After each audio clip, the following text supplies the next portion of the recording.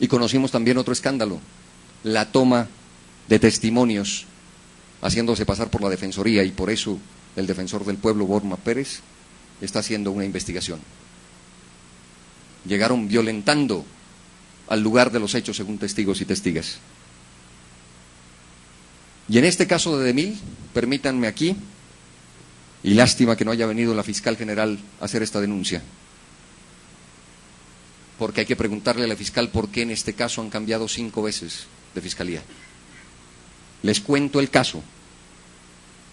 En el año de 1999 asesinaron a 3 personas de una finca en Granada Meta. El dueño de esa finca, asustado, pone en venta la finca.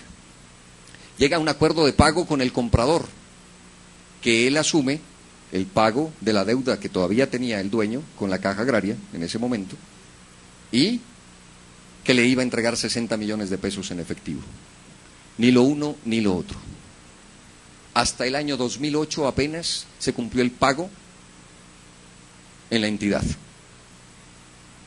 Y alega la persona que le entregó los 60 millones de pesos y que se le olvidó pedir un recibo. Un abogado, un profesor de la Universidad Militar,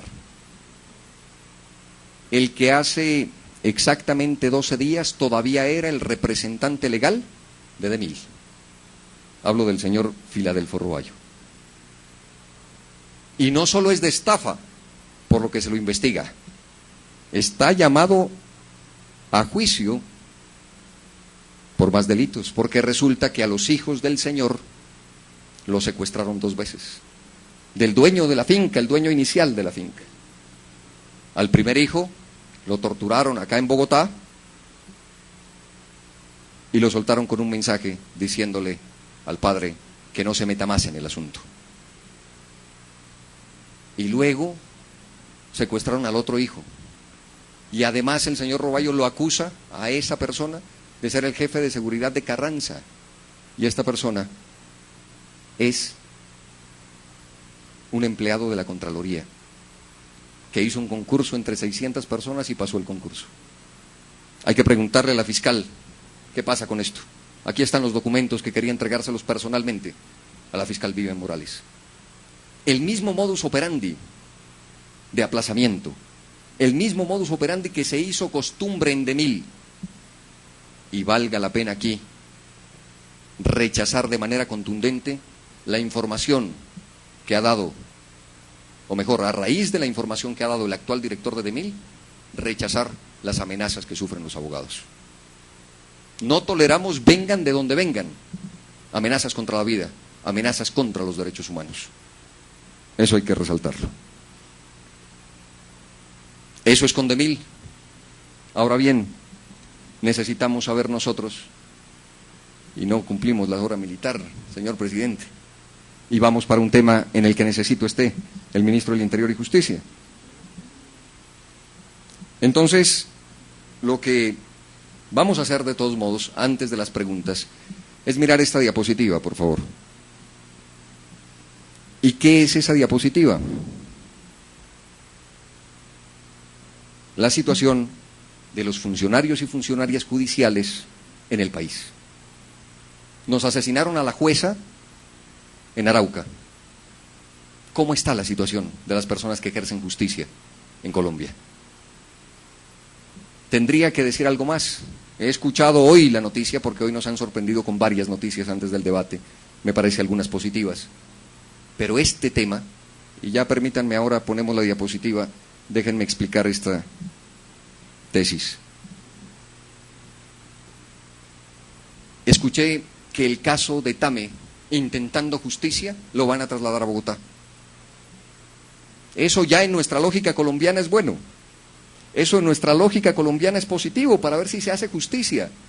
Pero ¿cuál es el mensaje, señor ministro? Cuidado con este tema. Cuando decidimos nosotros trasladar, en Colombia se volvió costumbre.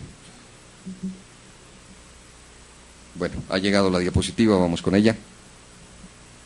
Es la situación de los jueces, funcionarios y funcionarias judiciales en el país, que en concreto en los últimos 20 años han existido 287 funcionarios asesinados, 750 amenazados, De esos 750, 220 en los últimos 4 años. 42 fueron secuestrados, 39 desaparecidos, 39 obligados al exilio y 31 al desplazamiento. Fuente Azonal Judicial, que es la organización de ellos que propenden por sus derechos. Esa es la realidad. Gracias por la diapositiva. Digo que aquí, de acuerdo a la noticia que van a trasladar el caso de Tame a Bogotá, no se está resolviendo el problema de fondo, señor ministro. Aquí estamos evadiendo el problema de fondo. Lo lógico y lo elemental en un Estado de Derecho es que no haya territorios vedados para hacer justicia en Colombia. Eso es lo importante. Y entonces asumimos desde el gobierno la cultura del traslado para resolver las cosas. Y así no fueron que trasladaron al preso de la parapolítica Martínez a una cárcel en Barranquilla. ¿Y creen que eso solucionó el zafarrancho Benedetti allá en la cárcel Picota? Se trasladó de Tolemaida a cárceles a 2 que se habían volado, Zeus y Maldonado. ¿Con eso se resuelve el problema de fondo? Se traslada el problema, no se enfrenta el problema. Así es que esa tesis del traslado hay que ponerle mucha atención, senador Lozano. Lo que debe garantizar un Estado de Derecho es que en Tame se pueda ejercer justicia. O de lo contrario estamos reconociendo de facto que no somos capaces y que hay territorios vedados para la justicia en Colombia. Ese es el mensaje que hay de fondo en eso. Vamos a lo de Tolemaida, y este es el tema de los jueces a los que llamamos de verdad sean protegidos, y esperemos 5 minutos más ya de hora de ministro, a ver cuánto tarda en llegar. Pero vamos con lo de Tolemaida. Y aquí ya, ministro alto mando, hay que decir